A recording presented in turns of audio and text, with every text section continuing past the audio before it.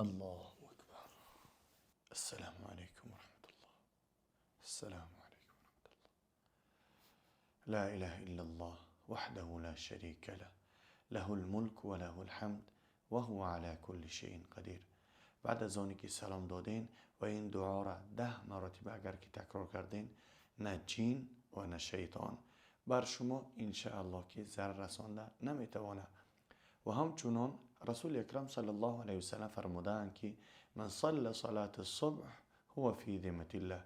هر انسانی که نماز بامداد را خواند او در حفظ امان الله است. الله او را حمایه میکنه، الله او را محافظه میکنه، الله او را به هده و به گردن میگیره که او را یگان چیز ضرر رسانده نمیتونه، نه جین و نه انسان و نه یگان بدبخت ظالم کاسف و با فاجر بر او ضرر رسانده نمیتونه. با هم خاطر نماز بامداد را قضا نکنین و به دوستان به یار رفیقان روان کنین تا اینکه نماز بامداد را قضا نکنه و همچنان دعاها را تکرار کنه.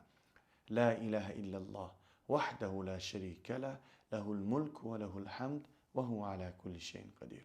السلام علیکم. دوستان و برادران عزیز، کسی که حجامه میخواین و همچنین داروهای طبیعی در شهر مسکو و مسکوسکای اوبلاست با مترو لوبلینا میتونید که به رقم ها رو اکران مراجعت کنین. با تمام شهرهای روسیه با واسطه پشت روان میکنین و همچنین حجامه در شهر سن پترزبورگ داریم. داروهای طبیعی هم هستن.